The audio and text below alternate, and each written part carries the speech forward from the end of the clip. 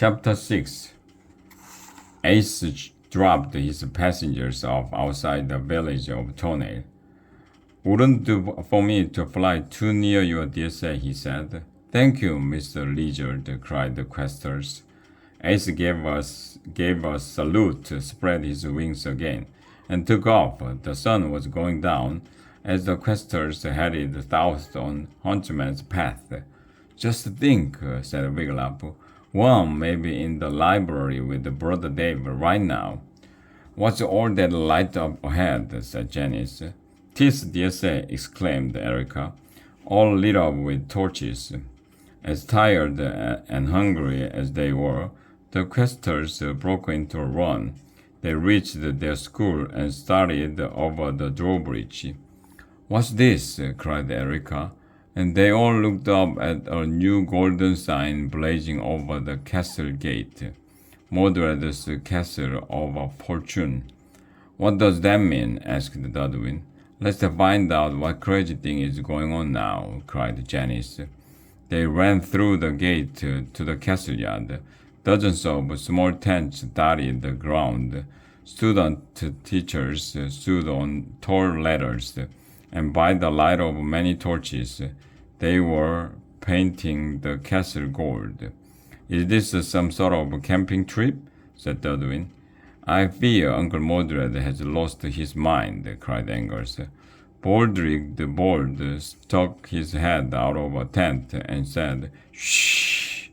But why is everyone sleeping out here? Whispered Wiglaf. The dome's been turned into a bingo parlor, Baldric said, sniveling from an awful cold. Bingo? Cried Janice. I love bingo.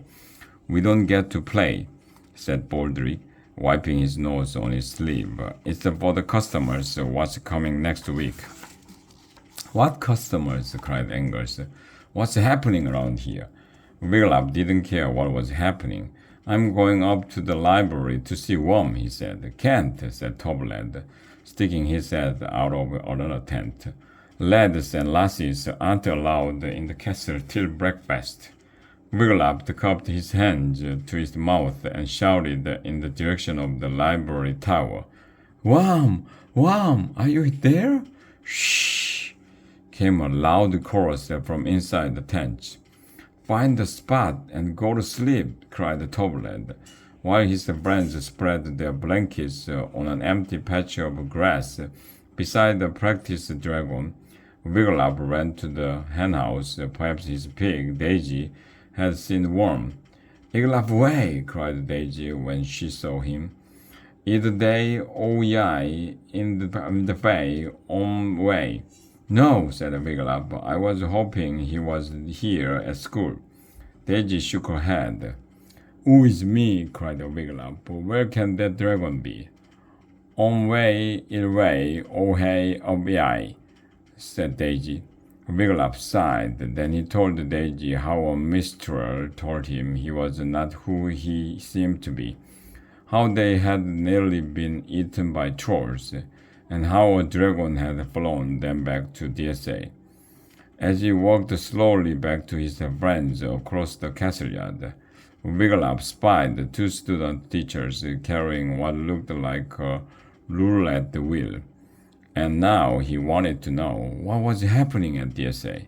The next morning at sunup, Frypot banged his soup ladle on his frying pan. Bong, bong, bong! Up and at them, lads, cried the cook. The black bread mold is spreading faster than usual this morning, so get your breakfast, quick! The questers rolled up their blankets and hurried to the dining hall. Another new sign greeted them above the doorway. Windsor of Fortune dining room. This gets weirder and weirder, said Janice happily as she went through the line. The questers hadn't eaten since they were flies, buzzing around Angus's stash, so they ate every bite of their eel and moldy bread. Then Wiglaf turned to Angus. Let us try to sneak up to the library now, he whispered. Brother Dave may have some news of Worm.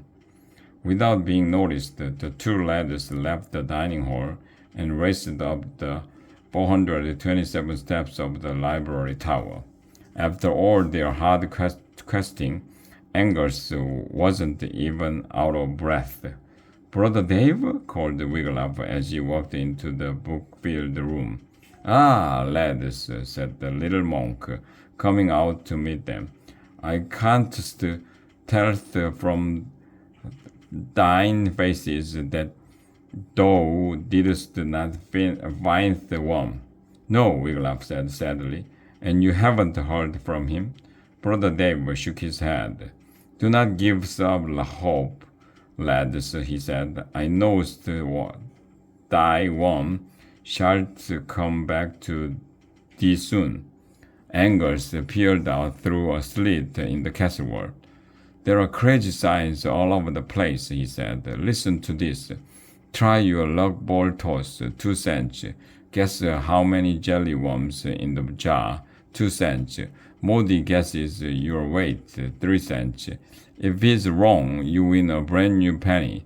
He turned toward the monk. "What is Uncle Mordred up to?"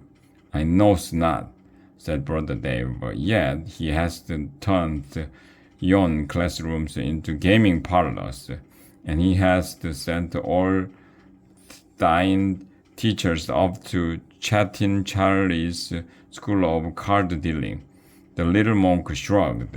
"So long as thou art here, lads, why not check out some books?" Wiglaf picked a big surprise by "Oh my gosh." Angus chose the Amazing Sandwich by Gladys Lunchtime. Then the lads went back down the 427 steps straight to Priphat, who handed them each a scrub brush.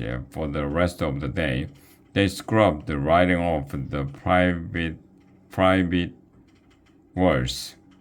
Angus scrubbed off Mordred's sleeves with a teddy bear, and Mordred's pajamas have a butt flap.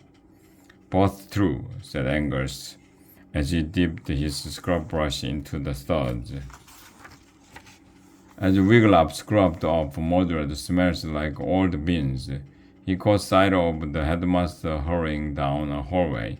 Count money pots, Lady Dripping wares, and some fudgy dice were with him. Wiglaf thought he had never seen Mordred so happy.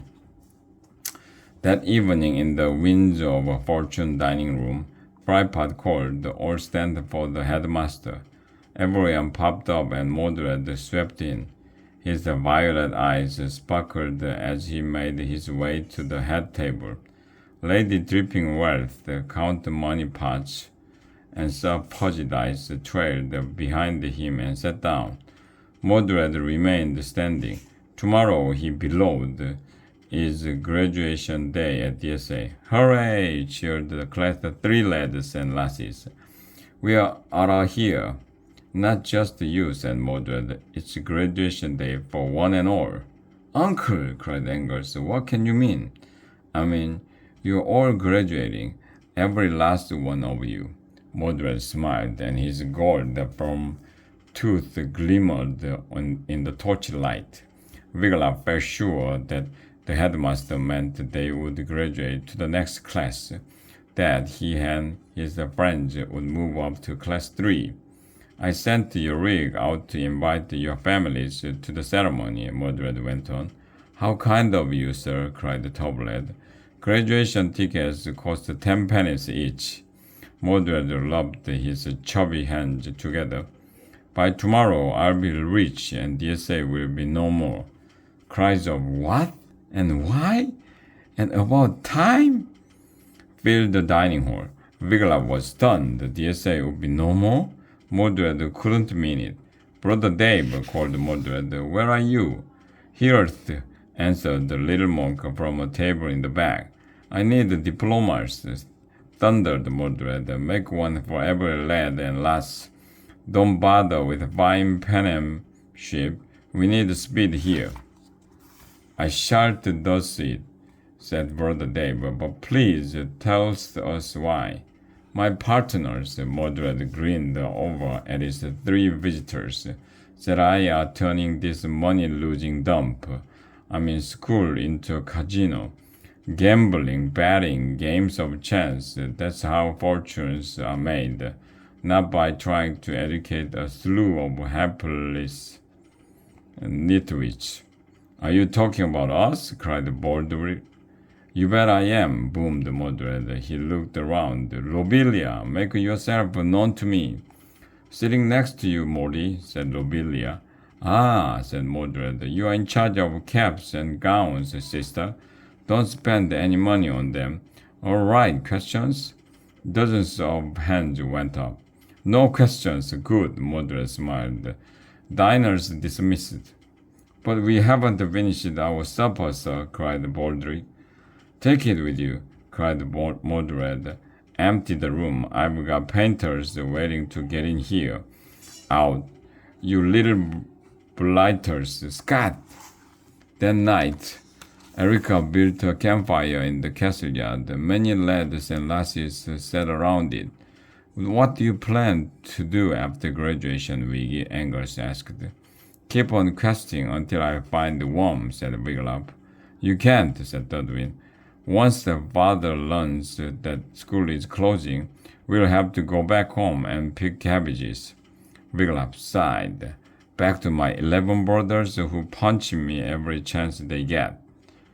They won't punch you now that you are a dragon slayer, Wiggy, said Dudwin. Yes, they will, said Wiglaf. They punch me because I'm not big nor beefy nor yellow-haired like they are, Dud. They do not like me. I am big and beefy and yellow-haired, and I like you, Dudwin insisted.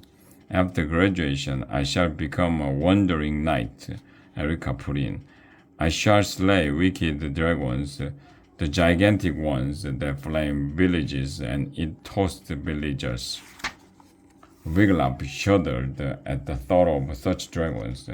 I shall go to the Nice Novel Conservatory, said Janice. I heard that they have real horses for their jousting team. I, said Toblet, shall transfer to Tonale Junior High. Do you need good grades to go there? Asked Baldric, wiping his nose on the hem of his tunic. I hope not, said Toblet. When the talking ended, Wiglaf wrapped himself in his blanket and watched the campfire burn down. He had been at DSA for nearly 2 years. In that time, a ghost had haunted the school, a fake Sir Lancelot had come for the day, and Mordred had tried to marry him off to a rich princess. Yet the school went on. Now DSA was closing, and with the high price of tickets, his parents could never afford to come and see their boys graduate. The food at DSA was ghastly. Wiglaf hadn't learned a thing in any of his classes, but for the first time in his life, he'd had friends and adventures. He would miss that, and he would miss the worm. Wiglaf rolled onto his back and looked up at the moon and stars. As long as he was at DSA, Worm knew where to find him. But he was leaving. After tomorrow, wouldn't he ever see his dragon again?